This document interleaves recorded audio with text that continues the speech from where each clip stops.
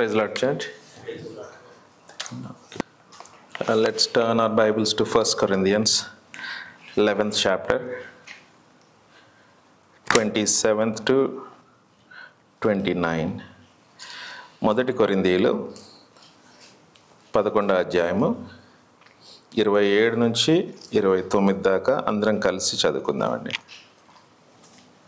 మొదటి కొరింథీయులు 11వ అధ్యాయము 27, 28, 29 3 వచనాలు అందరం కలిసి చదువుకుందాం. కాబట్టి ఒకడు అయోగ్యముగా ప్రభు యొక్క రొట్టెను తినునో లేక ఆయన పాత్రలోది త్రాగునో వాడు ప్రభు యొక్క శరీరమును గూర్చియు రక్తమును గూర్చియు అపరాధియగును. కాబట్టి ప్రతి మనుష్యుడు తను తాను పరిశీలించుకోవలను. అలాగు చేసి ఆ రొట్టెలోని తిని ఆ పాత్రలోనిది త్రాగవలను. ప్రభు శరీరమని వివేచింపక తిని త్రాగువాడు తనకు శిక్షావిధి కలుగుటకే తిని త్రాగుచున్నాడు. దేవుడు ఈ పోర్షన్ దీవించును గాక. చిన్న ప్రార్థన చేసుకుందాం. మహాపరిశుద్ధుడా, రాజుల రాజా, ప్రభుల ప్రభువా, దేవాతి దేవ, నీకే స్తుతులు స్తోత్రాలు చెల్లించుకుంటున్నాం తండ్రి. అల్పులమా యోగ్యులము నాయన దేవా, ఒక చిన్న మందిగా కూడుకొని తండ్రి దేవా, నీ వాక్యాన్ని ధ్యానిస్తుండగా నీవు మాతో మాట్లాడిన తండ్రి దేవా, పరిశుద్ధంగా దేవా నీ బలలో ప్రవేశించడానికి సహాయాన్ని దయచేయండి దేవా. ప్రతి ఒక్కరిని దేవ ముట్టి స్వస్థపరచమని ఒకడే ప్రియకుమారుడైన యేసుక్రీస్తు పరిశుద్ధ నామమున మిక్కిలి బ్రతిమలాడి వేడుకుంటున్నాం తండ్రి, ఆమేన్. సో దేవుని నామానికి వందనాలు. ఆల్మోస్ట్ 1 year అయింది మళ్ళీ ఇలాగా మీ మధ్యలో మాట్లాడడానికి. మరి I was not ready, but still God has put me into this place అని అనుకుంటా. ఈ మధ్యలో చాలా జరిగాయి, you know that, and I lost my father and I couldn't concentrate, focus lekunda, and I was a little bit down and I was not able to focus much. But anyway, that doesn't mean like I'm not with God. So whatever we are doing, we know where the lost people will go if they are with the Christ. మరి దేవునిలో ఉన్న ప్రతి ఒక్కరు ఎక్కడ వెళతారు అన్నది ఆ నిరీక్షణ ఏంటో మనకు తెలిసినప్పుడు మనము మరి ఏమంటారు, విశ్వాసం లేని ఇతరుల వలె ఉండం. కానీ మరి దేవుడు విత్ ద గాడ్ అన్న నిరీక్షణ ఉంది కాబట్టి మనము ఒక రోజు వెళ్తాం కాబట్టి I take that comfort. But the physical loss what I had, so it put me into a lot of directions, and that didn't allow me to regain my strength. Okay, so coming back to this portion, మరి ప్రతిసారి మనం అనుకుంటా ఉంటాము ప్రతి ఒక్కరు తామును పరీక్షించుకునే వాళ్ళను unworthy manner. So whatever that is unworthy, we have to remove it, and then you have to enter into the table, right? So it is not every Sunday, but every day we have to do that. But ఇది ఎవరు చెప్పారు? ఇది మొట్టమొదటిగా అని చూసుకుంటే ప్రభు అయిన యేసుక్రీస్తే మత్తయి 26:26లో ఉంటుంది అనమాట. చూసుకుంటే ఆయన ప్రభు యొక్క రొట్టెను మరి విరిచి వారి శిష్యులకి ఇచ్చినట్టు కనబడతా ఉంటుంది. అలాగే రెండవ మారుగా మనం చూసుకుంటే అపోస్తల కార్యములు 2వ అధ్యాయము 46, 42 అది. సో అట్లా కూడా మనం చూసుకుంటే అక్కడ కూడా అపోస్తలు అనుదినము every Sunday, first Sunday they are coming and breaking the bread అని ఉంటుంది అనమాట. 2:42 బ్రదర్. వీరు అపొస్తలుల బోధనందును సహవాసమందును రొట్టె విరిచుటయందును ప్రార్థన చేయటందును ఎడతెగక ఉంది. థ్యాంక్ యూ అన్న. సో డిస్ప్లే పనిచేయట్లేదు మన దగ్గర, బట్ కొన్ని రెఫరెన్సెస్ నేను జస్ట్ చూపిద్దాము. I don't want to go in because you know most of them. I don't want to go in depth అని నేను అనుకున్నా, బట్ ఈరోజు unfortunately the displays is not working. So మనం జస్ట్ స్కిమ్ త్రూ వెళ్దాం అనమాట. అంటే యేసుక్రీస్తు తన శిష్యులకి చూపించాడు, తర్వాత అపోస్తులు దాన్ని ఆచరించారు పద్ధతిని. అండ్ అపోస్తులు శిష్యులు. తర్వాత మళ్ళీ పాల్ వచ్చేటప్పటికి ఇది మనం చదువుకున్న పోర్షన్ ఏంటి, ఫస్ట్ కొరింథియన్స్. అంటే అక్కడ epistle was return to Corinth. Already Corinth సంఘంలో కూడా రొట్టె విరుచుట ఇవంతా జరుగుతుందన్నమాట. ఈ రోజుల్లో మనం కూడా ఈ బోధ, అపోస్తల బోధని అనుసరించి మనం కూడా ప్రతి ఆదివారము రొట్టె విరుస్తున్నాము, మరి ప్రభు బల్లో పాల్గొంటున్నాం. But before that we are examining ourselves. That is the 3 verses which we read, 27, 28 and 29. ఈ 3 వచనాల్లో చదువుకుంటే ఏదైతే మన దాంట్లో ఇంకా ఆ రొట్టెలోని ప్రభు బలలోకి సమీపించలేకుండా నీకు ఆటంకంగా అడ్డుగా ఏదైతే ఉంటుందో అది తీసివేసుకోవడానికి మరి ఒకసారి పరిశీలించి మనము పరిశుద్ధంగా ఆచరించడానికి మరి దేవుడు సహాయం చేయను గాక. ఓకే, సో ఈ వచనాల్లో చూసుకుంటే ఇది ఎవ్రీ సండే మనం చదువుకునేదే కదా, బట్ కొన్ని కీవర్డ్స్ని హైలైట్ చేస్తా వీటిల్లో. ఎలాగా? కాబట్టి ఎవడు అయోగ్యముగా, యోగ్యుడు అయోగ్యుడు, అయోగ్యముగా అంటే unworthy manner, worthy manner, unworthy manner, right? And he'll be called as guilty. Guilty అన్నప్పుడు ప్రభు యొక్క రొట్టెను తినునో లేక త్రాగునో, పాత్రలను త్రాగునో, కూర్చో రక్తము కూర్చో అపరాధి అగును. అపరాధి అంటే ఇవన్నీ ఎవరి గురించో చెప్పండి కాదు, మన గురించే. సో ఆ కీవర్డ్స్ని కొద్దిగా ఎంఫసైజ్ చేస్తున్నా అనమాట. అయోగ్యముగా మరి ఆయన రొట్టెలో లేకపోతే ఆయన పాత్రలో చేయి వేయడము. మరి ఎవరు గిల్టీ అని అంటే మనమే. ఒకవేళ అయోగ్యంగా చేస్తే మళ్ళీ అపరాధి అవుతామంట అక్కడే. రెండోదిగా 28లో చూసుకుంటే ఎగ్జామిన్ అవర్ సెల్ఫ్. ఎగ్జామిన్ అని ఉంది కదా, అంటే ప్రతి ఒక్కడు తన్ను తాను పరీక్షించుకోవాలన్నమాట. You have to examine our self. Examine and examine himself, and so eat of the bread and drink of the cup, for anyone who eats and without discerning.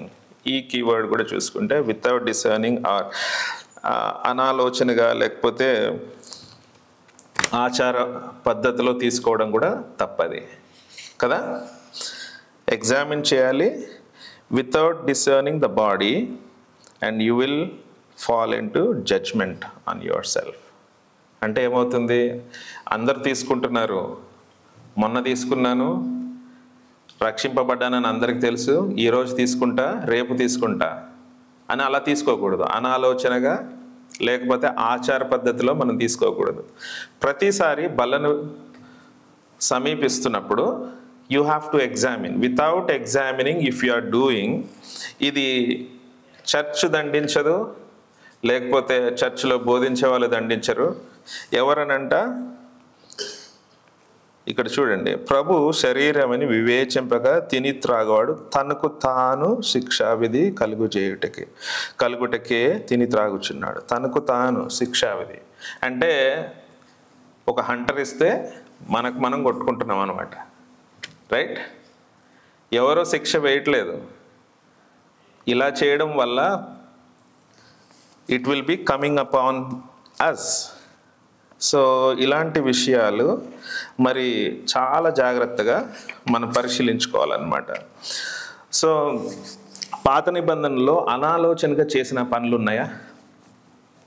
అనాలోచనలుగా మరి చేసిన పనులు ఉంటాయి. ఎందుకు అని అంటే పాత నిబంధన తీసుకుంటే what they did, they sinned and they bought sheep, లేకపోతే బలియార్పణ కింద ఒక గొర్రెనో పొట్టేలనో లేకపోతే గువ్వలనో తీసుకొచ్చి సమర్పించి తర్వాత మళ్ళీ వాళ్ళ పని వాళ్ళు చేస్తా పోయారనమాట. దీన్ని బట్టి ఏమర్థమవుతుంది? అనాలోచనగా ఆచార పద్ధతిలో చేసి వారు దేవుని దృష్టిలో పడిపోయారు, రైట్? ఇంకా ఇదే పద్ధతిలో వాళ్ళు చేసుకుంటూ చేయడం వల్ల దేవుడు ఏం చెప్తున్నాడు, మీ హృదయము నా తట్టు లేకుండా మీరు ఏ అర్పణలు అర్పించినా అవి నా తట్టు రావు అన్నాడు కదా. మరి పోనీ మన హృదయాలని దేవుని తట్టు తీసుకొని ఏ గువ్వలనో లేకపోతే చికెన్ బిర్యానీ మటన్ బిర్యానీ లాగా చికెన్ సమర్పించుతామా? లేదు కదా. those days are gone. So there is only one thing, that is the blood of Christ. Only through the blood of Christ. దాని తప్పితే మరి ఏది మన దోషములను పరిహరించదు. సో మనము ఆయన యొక్క రక్తాన్ని మరి అలాగే శరీరాన్ని పాల్పంచుకుంటున్నప్పుడు we have to examine and then cleanse ourselves. So ఇలాంటిది దేవుడు మనల్ని ఎలాగ నడిపిస్తున్నాడు, ఇక్కడున్న మ్యాక్సిమం ప్రతి ఒక్కరిని నేను చూసుకుంటే ప్రతి ఒక్కరు రక్షింపబడ్డ వాళ్ళే. రక్షణ లేని వాళ్ళు కనబడతలేదు, బట్ ఆల్మోస్ట్ అందరు రక్షింపబడ్డారు కదా. సో రక్షింపబడ్డ వాళ్ళు, that is the biggest thing that God has given, that free gift. అది ఒక పక్కనైతే, రెండోది మనం నడిచే నడక. విశ్వాసి రక్షింపబడ్డాడు వన్ టైం, తర్వాత ఆయన విశ్వాసంలో ఎలా కొనసాగుతున్నాడు అనేది రెండవది. మరి మన పాత నిబంధన చూసుకుంటే పాత నిబంధన కూడా అంతా యేసుక్రీస్తు గురించి చెప్పిందే. మరి అలాగే మన జీవితంలో కూడా ఎలాగా యేసుక్రీస్తు నెరవేర్చబడతాడు, లేకపోతే ఆయన రక్తంలో ఎలా కడగబడతాం అన్నది మరి చూపిస్తానే ఉన్నాడు దేవుడు. So let us turn our Bibles to Exodus. నిర్గమాకాండము. మరి నిర్గమాకాండము మీకు అందరికీ తెలిసిన స్టోరీయే, బట్ ఏంటి అని అంటే, ఇఫ్ ఐ టేక్ యూ, ఎంత మెడిటేట్ చేసినప్పుడు ఎంత బాగా అనిపించింది అని అంటే, దేవుడు ఇజ్రాయేల్ ప్రజల్ని ఎవరి గురించి God has chosen them, but మనకు కూడా ఒక రిఫ్లెక్షన్ చూపిస్తాడు అనమాట. వాళ్ళని చూసినప్పుడల్లా మనల్ని మనం చూసుకున్నట్టే, రైట్? ఎన్నో మార్లు ఇజ్రాయేల్ ప్రజలు శోధనలో పడిపోయారు, మళ్ళీ తిరిగి లేచారు, మళ్ళీ శోధనలో పడ్డారు, మళ్ళీ తిరిగి లేచాడు. మరి ఇప్పుడు ఒక పరిస్థితిలో ఉన్నారు, రైట్? సో ఇది కామన్ స్టోరీయే కాబట్టి మేబీ ఇది ఆడ్ టైం కూడా, afternoon most of them will have నిద్ర వచ్చే సమయం కాబట్టి, and that too I'm a Sunday school teacher too, ఇంటరాక్టివ్గా మార్చేస్తా. సో ఫస్ట్ రోల్లో వాళ్ళందరూ క్వశ్చన్లు అడుగుతా, సెకండ్ రోల్ ఫైన్, ఫస్ట్ ఉన్న వాళ్ళు కూడా వెనక్కి వెళ్తారంటారా? No, just I'm kidding. ఏం లేదు, just to make it interactive and so that all are connected. So ఎక్సడస్లో మనం చూసుకున్నట్టయితే ఇశ్రాయేలు ప్రజలు, యాకోబుకి ఎంతమంది అండి?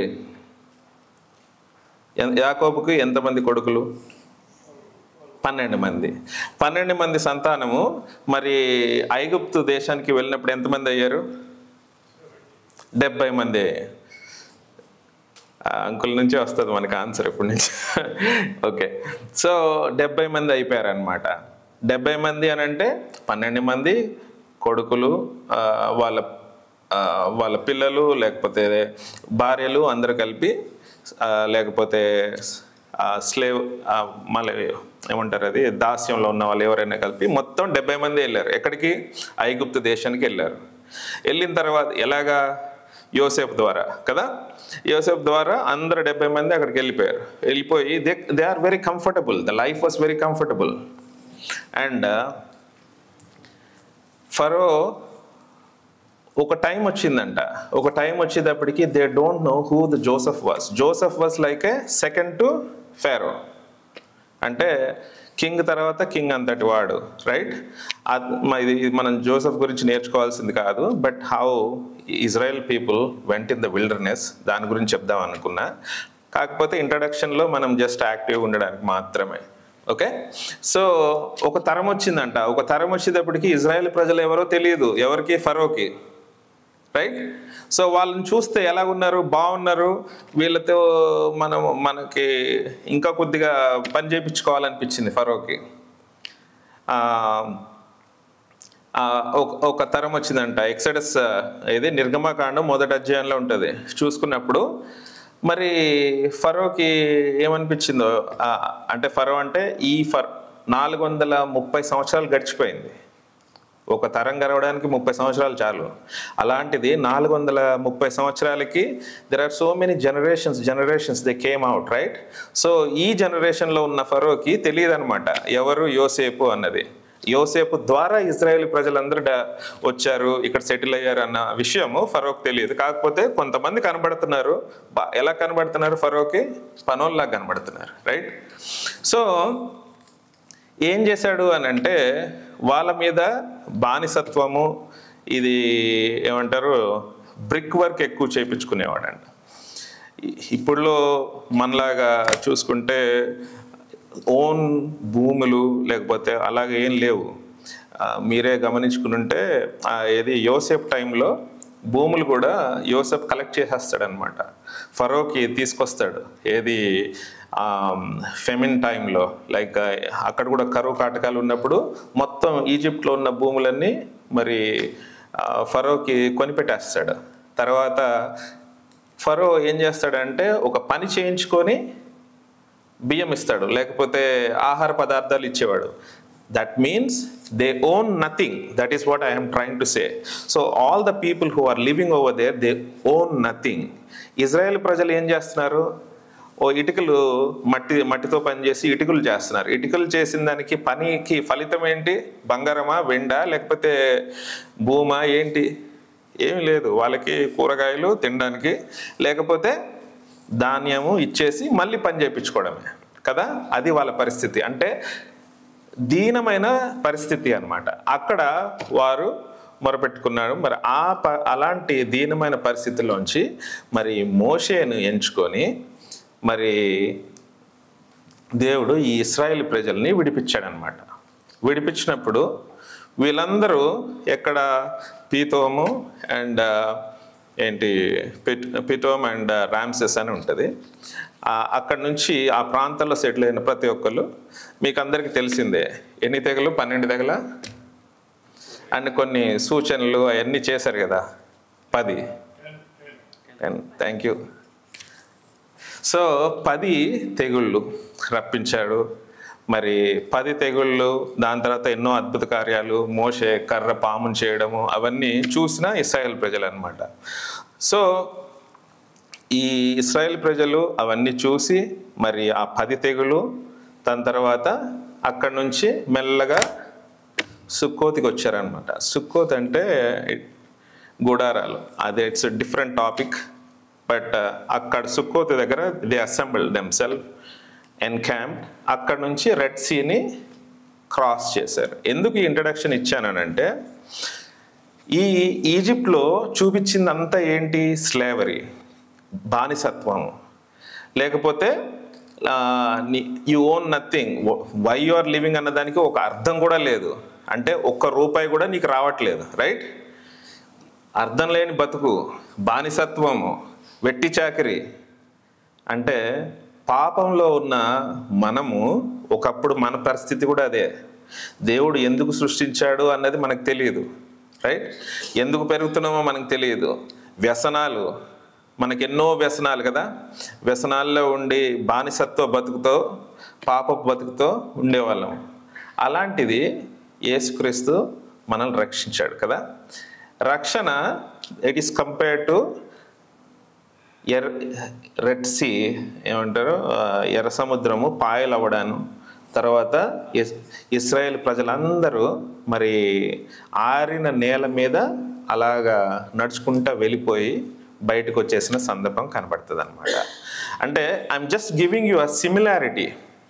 పాత నిబంధనలో ఇజ్రాయేల్ ప్రజలు, ఆ సిమిలారిటీ మనము చూసుకుంటే చాలా మట్టుకు వాళ్ళకున్న ఆలోచనలు, వాళ్ళు ఎలాగైతే దేవుడిని విసర్జించారో అలాంటిది మనం కూడా చేస్తున్నాము. అవి చూపించడానికి మాత్రమే ఈ పోర్షన్ ఎంచుకున్నాను అనమాట. So you can see that is how the God has given salvation in our life to.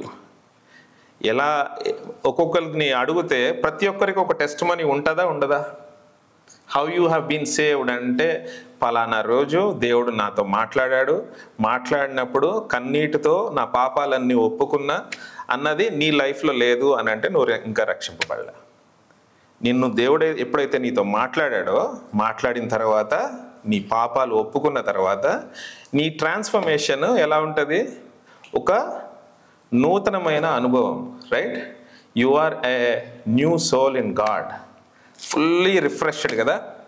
So వీళ్ళు కూడా ఇశ్రాయేల్ ప్రజలు రిఫ్రెష్ అయిపోయారు అనమాట. వెన్ దే సా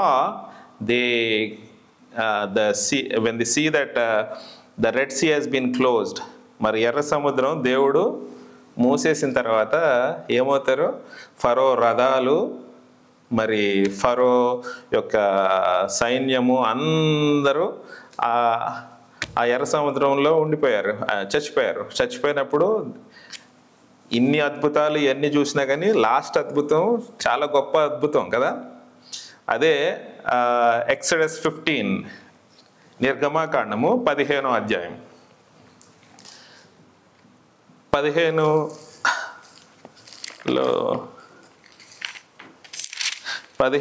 జస్ట్ మీరు అది తీసి ఆ చాప్టర్ అలా పెట్టుకుంటే అట్లా చూడొచ్చు అనమాట. మొదటి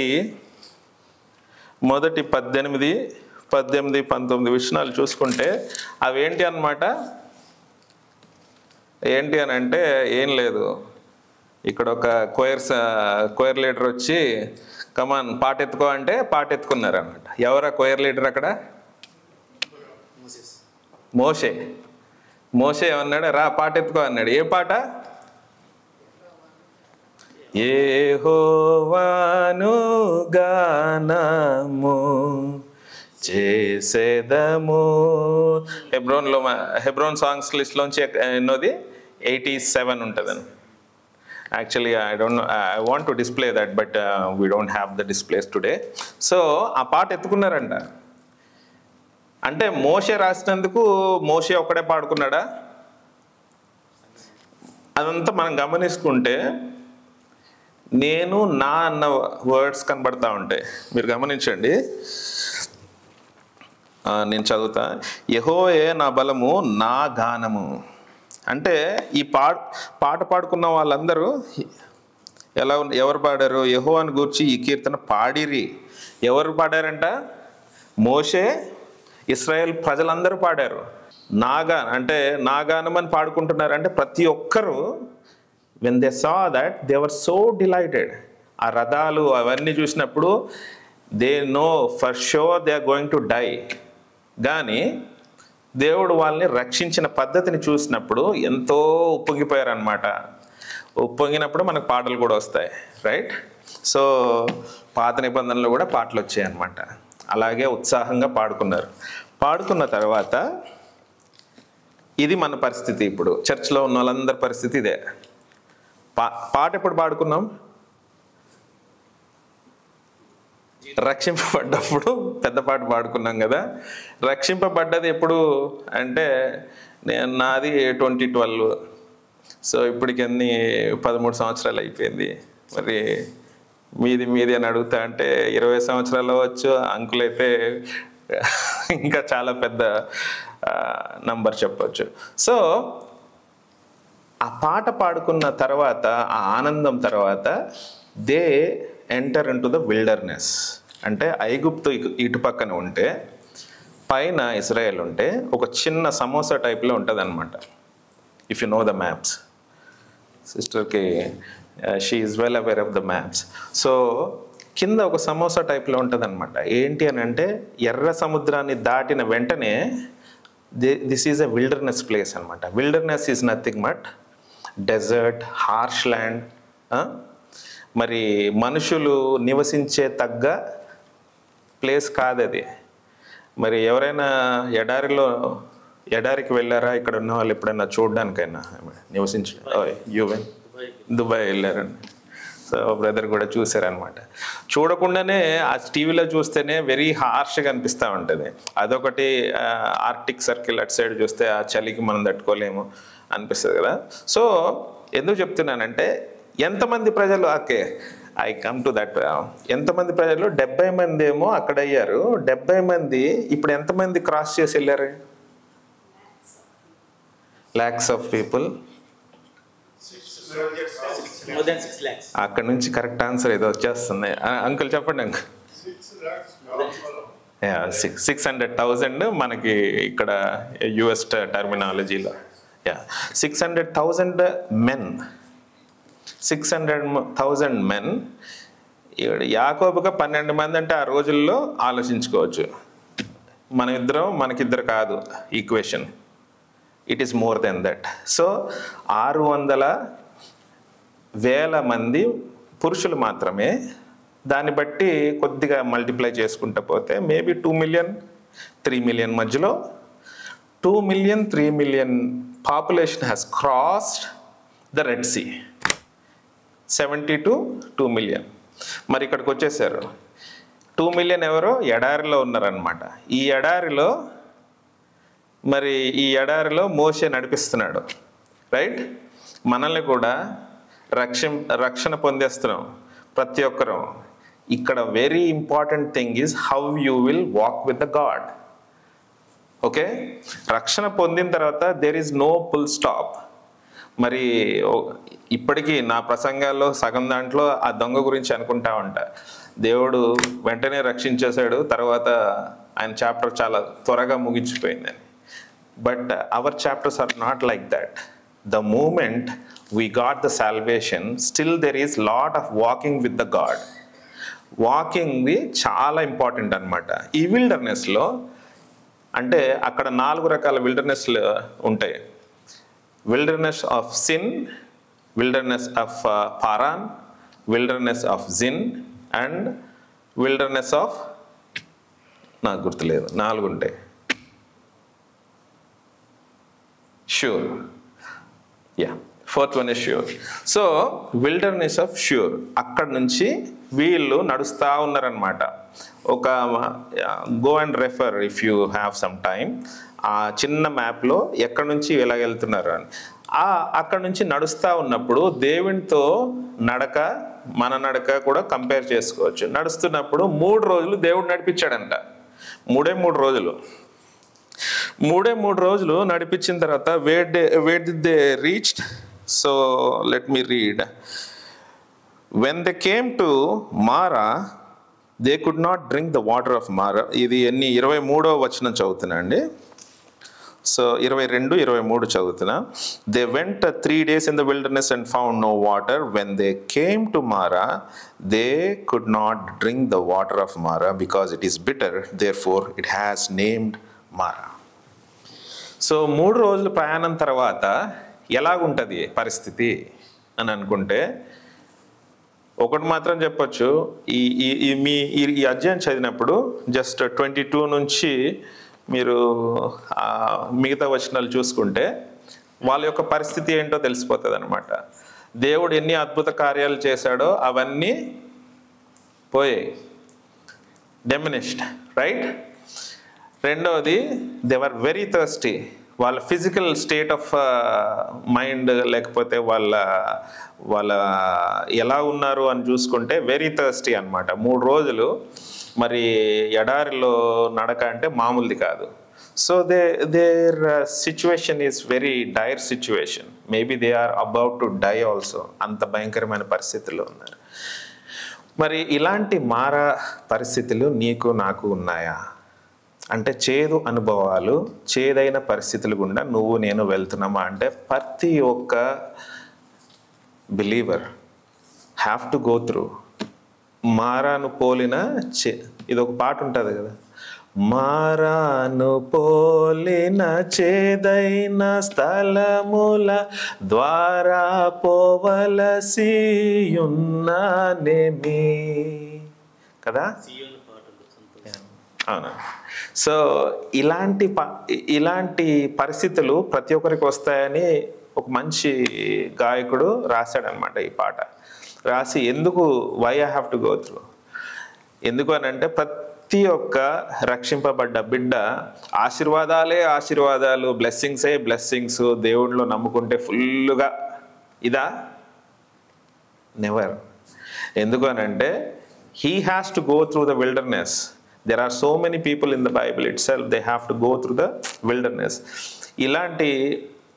ఇలాంటి ఎడారి ప్రాంతము లేకపోతే భయంకరమైన పరిస్థితులు గుండా వెళ్ళినప్పుడే దేవుడు నీకు చూపిస్తూ ఉంటాడు అనమాట, టెస్ట్ చేస్తూ ఉంటాడు. ఏంటి అన్నప్పుడు నువ్వు దేవుడి మీద ఆధారపడుతున్నావా, లేకపోతే దేవుడిని దూషిస్తున్నావా, లేకపోతే దేవుడి మీద సనుక్కుంటున్నావా, నాకే ఎందుకు వచ్చింది ఈ పరిస్థితి అని నువ్వు వెనకబడిపోతున్నావా? రైట్? అది మరి మనం గమనించవచ్చు అనమాట. ఈ యొక్క ఇశ్రాయేల్ ప్రజలకు కూడా ఒక చేదు అనుభవము ఏర్పడ్డది అక్కడికి వచ్చినప్పుడు. మరి ఈ చేదు అనేది ప్రతి ఒక్కరి జీవితంలో ఉంటుంది. కాకపోతే హౌ వీ హ్యావ్ ఓవర్కమ్. మరి ఇశ్రాయేల్ ప్రజలైతే ఏం చేశారంట? మోషే మీద సనుక్కున్నారంట. దే గ్రంబుల్డ్ అని ఉంటుంది, ఎన్నో వచ్చినాం అది. సో సరే, మరి ఇశ్రాయేల్ ప్రజలైతే మరి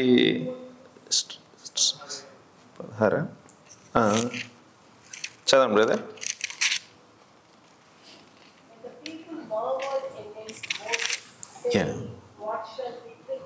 What shall we drink? So వెంటనే ఎందుకు మరి మోషే ఎప్పుడైతే కర్రని పాముగా చేసినప్పుడు, మరి పాముని కర్రగా చేసినప్పుడు అడగలేని వాళ్ళు, లేకపోతే తెగులు రప్పించినప్పుడు ఏంటది? ఫస్ట్ తెగులు చూస్తేనే భయంకరంగా ఉంటుంది. ఏంటది? మరి నైల్ నదిలో ఉన్న వాటర్ అంతా బ్లడ్ని చేశాడు కదా, మరి తాగలేకుండా మరి ఎన్నో దినాలు, 3 దినాల ఎన్నో ఉంటుంది. సో అలాంటిది మరి దేవుని శక్తి ద్వారా మరి మోషే నడిపింపబడుతున్నాడు అని తెలిసి ఉండి కూడా can they crumble at him?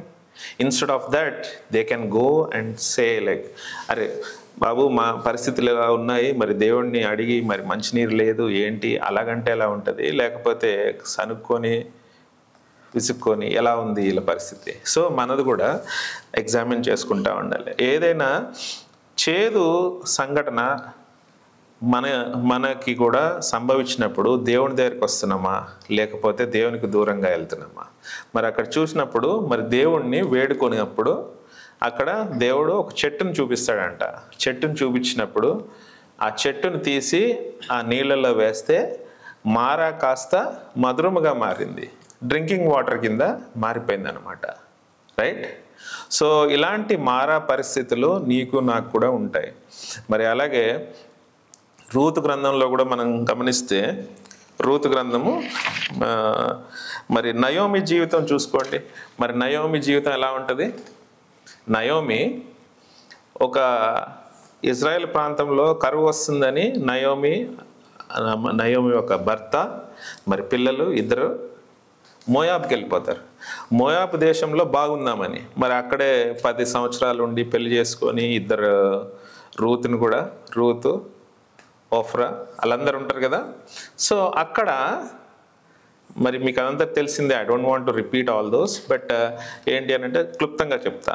అక్కడ మరి ఇద్దరు కొడుకులు చనిపోతారు, భర్త చనిపోతాడు. మరి తిరిగి నయోమి తిరిగి వస్తూ ఉంటుంది. వస్తున్నప్పుడు ఓర్ఫా మిగిలిపోతుంది, ఆమె కూడా వస్తూ ఉంటుంది, కానీ వద్దు అన్నప్పుడు ఆగిపోతుంది. రూత్ ఒక్కటే మరి ఫాలో అవుతుంది అనమాట. నయోమి రూతు ఇద్దరు మళ్ళీ ఎక్కడికి వస్తారు? బెత్లెహేమ్కి వచ్చేస్తారు అనమాట. బెత్లెహేము అని అంటే రొట్టెల స్థలం, గృహము. బట్ అయినా కానీ ఏం జరుగుతుంది అని అంటే అక్కడ ఫెమిన్ వచ్చిందని వీళ్ళు వెళ్ళిపోయారు. బట్ కొన్ని వర్సెస్ చూస్తే భలే బాగుంటాయి అన్నమాట. అంటే అక్కడ ఉన్న ప్రజలు గుర్తుపడతారనమాట. ఆమెని గుర్తుపట్టి ఏమని అడుగుతారు? నువ్వు నయోమి కదా అని అడుగుతారు. రూతు గ్రంథము 1-5 వద్దులేండి, అది మనం ఆల్రెడీ చెప్పుకున్నాం కాబట్టి 20-21 చదువుతారా ఎవరైనా?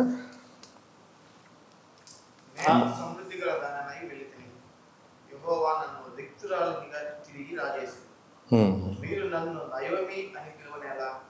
యెహోవా నా మీద విరుద్ధముగా సాక్ష్యం పలికెను, సర్వశక్తుడు నన్ను బాధపరచును అని వాడితో చెప్పాను. Thank you. ఈమె కూడా ఏంటి అని అంట, సమృద్ధి దానివై ఉన్నదంట ఆ టైం. అంటే even though there is famine in the Bethlehem, they అంటే కరువు ఉండబట్టే వాళ్ళు వెళ్ళారు. కాకపోతే సమృద్ధిగా ఉన్నారంటే ఆమె దృష్టిలో ఏంటి, భర్త పిల్లలు అందరూ ఉన్నారు ఆ టైంలో. బట్ వచ్చినప్పటికీ ఆమె పరిస్థితి అంటే అలోన్. మరి ఈ రోజుల్లోనే మరి విధవరాలి యొక్క పరిస్థితి దయానీయంగా ఉంటుంది కదా. మరి ఆ రోజుల్లో మరి వారికంటూ ఒక భూమి చేసుకోవడానికి ఏమి ఉండదు. బట్ ఇక్కడ నయోమి పరిస్థితి కూడా అదే. ఎవరన్నా వాళ్ళని ఆదరించే వాళ్ళు ఉండాలి. భూమి ఉంది కానీ కాకపోతే I don't want to go in to that story. దాన్ని చేసేవాళ్ళు, వాడు విడిపించే వాళ్ళు కూడా ఉండాలి, రైట్? సో ఆమె యొక్క పరిస్థితి నయోమి అని అంటే దాని అర్థము ప్లెజెంట్ అంట. That pleasantness is not there in me, don't call me pleasant, I'm bitter. Mara అంటుంది. ఈ మారాకి ఆ మారాకి ఏమన్నా డిఫరెన్స్ ఉందా? గ్రీకు పదంలో మాత్రం లేదు. Just examine, because before I tell I have to examine it, right? So Marah, MARAH అని ఉంటుంది ఎక్సడస్లో, వీటిల్లో మారా అని ఉంటారు. తెలుగులో మాత్రం రెండిట్లో మారా అని ఉంటాయి. మారా అంటే బిట్టర్నెస్, బిట్టర్ అంటే చేదు. నన్ను నయోమి అని పిలవకండి, మారా అని పిలవండి. చేదు అంటే I lost everything, my situation is so depressing, don't call me pleasant anymore. That is what she was claiming. But ప్రతి విషయంలో మనకు సంభవిస్తున్న వాటిని తలంచుకొని, అంటే ఈ రోజుల్లో ఫిజికల్గా కానీ లేకపోతే స్పిరిచువల్గా కానీ లేకపోతే నువ్వు నడుస్తున్న నడతకి ఏదైతే ఆటంకాలు వస్తున్నాయో దాన్ని తలంచుకొని నువ్వు కృంగిపోయి ఉంటే, మారా అంటే ఒక బిటర్నెస్ సిచ్యువేషన్లో కానీ ఉంటే, దేవుడు చెప్పేది ఏంటి అని అంటే వీరి అందరి యొక్క స్థితి దేవుడే మళ్ళీ తిరిగి నార్మల్ చేసిన సందర్భాలు కనబడతా ఉంటాయి. ఈ ఇజ్రాయెల్ ప్రజలను మరి మారాలో ఎప్పుడైతే ఈ వాటర్ దగ్గర అక్కడే ఆపేశాడా? ఆపేయలేదు. అంటే ఇప్పుడు ఈ 40 సంవత్సరాలు దేవుడు వాళ్ళని నడిపిస్తూనే ఉన్నాడు. మరి అక్కడ ఆ చేదు అనుభవం వచ్చింది, నీటిని తీయగా చేశాడు. దాని తర్వాత they didn't stop there, they went to Elim, right? ఇక్కడ చూసుకుంటే ఈ నయోమి కూడా పరిస్థితి దయానీయంగా ఉంది. తర్వాత ఏం జరిగింది? మరి నయోమి కూడా చేంజ్ అయినట్టు కనబడుతుంది. ఏంటి? ఎవరి ద్వారా? బోయాజ్ ద్వారా. బోయాజ్ కూడా మరి యేసుక్రీస్తుతో పోలుస్తారనమాట. సో అక్కడ బోయాజ్ ద్వారా ఆమెకి గొప్ప రక్షణ వచ్చిందనమాట. 4:14-17 ఎవరైనా చదువుతారా? 4వ అధ్యాయము 14-17 త్వరగా ముగిస్తాం.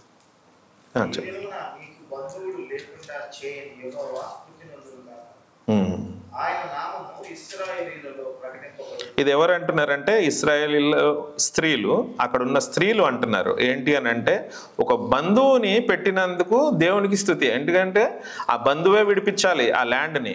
Yeah brother, continue.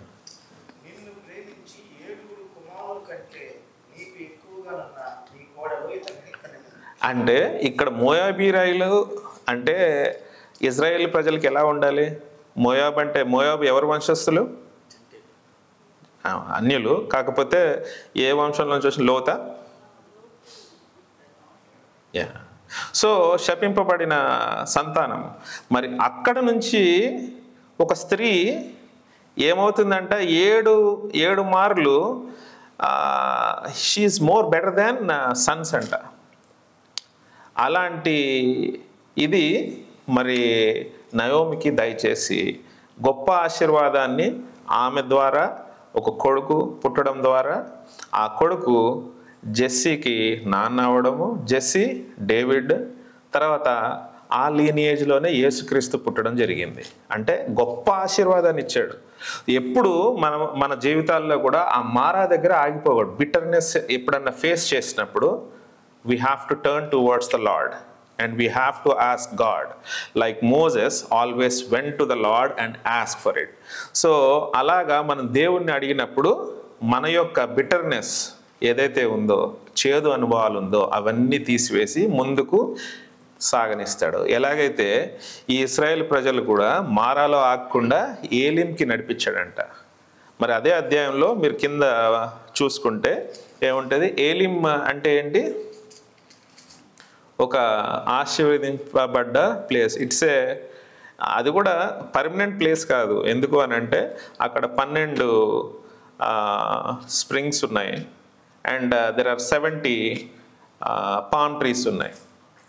సో సేద తీర్చుకోవడానికి. బట్ యాక్చువల్గా ఇన్నర్ మీనింగ్ చాలా గొప్పగా ఉంటుంది. 12 అని అంటే 12 గోత్రాలు, 70 అంటే 70 ఇశ్రాయేలీల పెద్దలకి సంబంధించింది. బట్ అక్కడ కంఫర్ట్ని చూపిస్తున్నాడు అనమాట. ఆ మారాలోంచి బయటికి వచ్చారు అంటే నీళ్ళు తాగారు. దాని తర్వాత వాళ్ళు వెళ్తున్న పద్ధతి కూడా చూసుకుంటే ఎక్కడెక్కడైతే శోధన వచ్చిందో అది తట్టుకొని ముందుకు వెళ్తే ఏమైంది? అక్కడ మళ్ళీ ఆశీర్వాదం చిన్న చిన్నగా. అలాగా 40 సంవత్సరాలు గడిపేశారు అరణ్యంలో, రైట్? మన జీవితం కూడా మనం ఆలోచించుకోవాలి. రక్షింపబడ్డ తర్వాత 1 సంవత్సరమా, 40 సంవత్సరాలా, లేకపోతే ఎప్పుడు దాకైనా కానీ we have to examine our self whatever the bitterness. మరి హెబ్రీ 12వ అధ్యాయము, హెబ్రీలు 12వ అధ్యాయము 11వ అధ్యాయము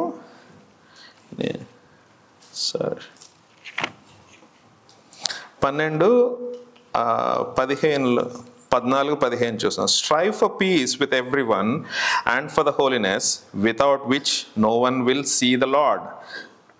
See to it that no one fails to obtain the grace of God, that no root of bitterness spring up and cause trouble, and by it many become defiled. 14వ వచనంలో చూసుకోవాల్సింది 2 ఏంటి అని అంటే be peace with everyone. రెండోది, దేవుడు నీ దేవుడైన యెహోవా పరిశుద్ధుడు కాబట్టి నువ్వు కూడా పరిశుద్ధంగానే ఉండాలి. పరిశుద్ధంగా లేకుండా ఆయన బలలో నువ్వు పాలు పొందలేవు. నువ్వు పరిశుద్ధుడు కాకుండా కొంత డిఫైల్ ఉన్నా కానీ నీకు పరలోకం గ్యారంటీ దేవుడు ఇవ్వడు. 2 ఈ రెండవ దాంట్లో కూడా చూసుకుంటే రూట్ ఆఫ్ బిటర్నెస్, ఏదైతే నీలో ఆ బిటర్నెస్ ఉందో అది తీసేయాలన్నమాట. అంటే తెలుగులో ఏముంది? మీలో ఎవడైనా దేవుని కృపను పొందకుండా తప్పిపోవునేమో అనియు, చేదైన వేరు ఏదైనాను మొలచి కలవరపరచుట వలన అనేకులు అపవిత్రులైపోతురేమో అనియు. అంటే అపవిత్రులు కాకుండా ఉండడానికి, అంటే ఇప్పుడు ఆ మొలిచే వేరు, ఆ బిటర్నెస్ ఏదైతే ఉందో దాని వలన నువ్వు అపవిత్రత కాకూడదు, right? So what ever that might be in you ఉంటే అది తీసివేసుకోవాలన్నమాట. తీసివేసుకొని మరి దేవునిలోకి వెళ్ళినప్పుడు ఈ దేవుడు ఎలాగైతే ఈ అరణ్యంలో ఇశ్రాయేల్ ప్రజలు నడిపించాడో దేవుడు కూడా నీతో కూడా తోడై ఉంటాడనమాట. ఎంతమంది వెళ్ళారు? సుమారు 2000 మంది వెళ్ళారు కదా. 2 million population they went into promise land. Promise land is nothing but Israel or Canaan, right? 2000. అదే మరి అడుగుతున్నా, కొద్దిగా కన్ఫ్యూజ్ చేశా, ఎందుకు పడుకుంటున్నారా లేదా అని.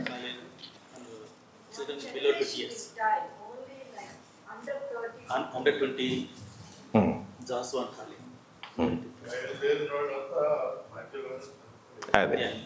So 2 million population has crossed that Red Sea, but only 2 people have reached.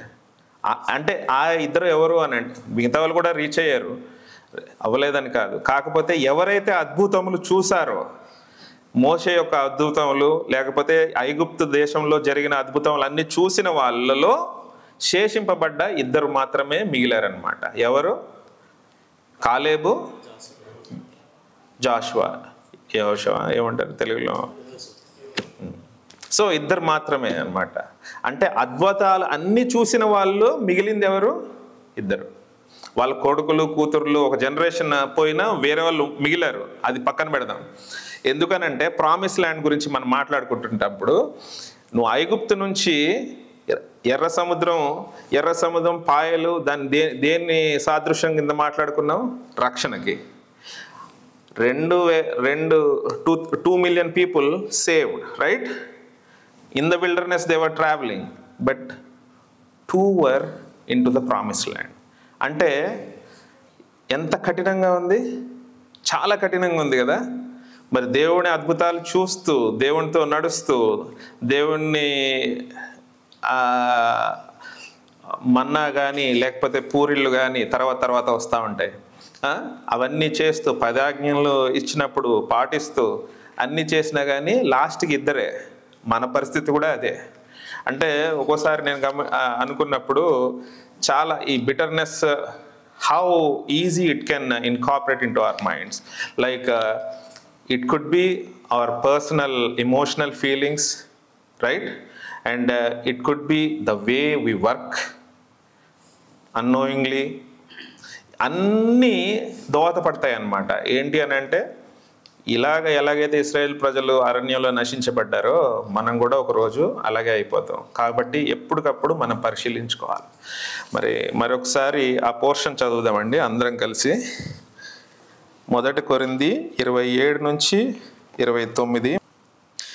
కాబట్టి ఎవడు అయోగ్యముగా ప్రభు యొక్క రొట్టెను తినునో లేక ఆయన పాత్రలోనిది త్రాగునో, ప్లీజ్ అందరు చదువుదామండి. ఎందుకనంటే యోగ్యంగానే మనము ప్రభు యొక్క బలలో చేయి వేయాలి. కాబట్టి మరి మనకు మనం పరిశీలించుకోవాలి.